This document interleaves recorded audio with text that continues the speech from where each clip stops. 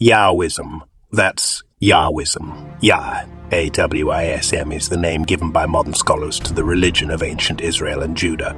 It predates Judaism and was essentially polytheistic, with a plethora of gods and goddesses, compared to other Canaanite religious traditions. Yahwism focused on the exclusive worship of Yahweh. During an era of religious syncretism, it became accepted among the Israelite people to consider Yahweh the same as the Canaanite father god, El. El was soon thought to have always been the same deity as Yahweh, and the existence of other gods, whether Canaanite or foreign, was eventually denied. Yahwism became strictly monotheistic. However, Yahweh was not the original God of Israel. It was El, the head of the Canaanite pantheon. His name forms the basis of the name Israel. It is unclear how, where, or why Yahweh appeared in the Levant, and even his name is a point of confusion. Yahwists reject the names of God like Jehovah and Lord as being pagan in origin.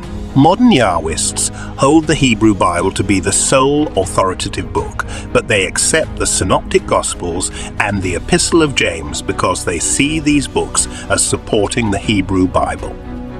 Yahwists reject the Gospel of John and the writings of Paul, believing that these books represent human attempts to add to Yahweh's covenant. They also reject the Talmud and all critical additions to the Torah.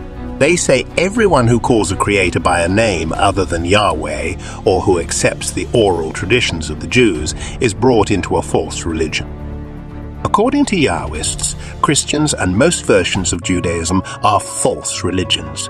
Yahwists reject the doctrine of the Trinity, teaching that Yahweh cannot be divided into different persons or beings.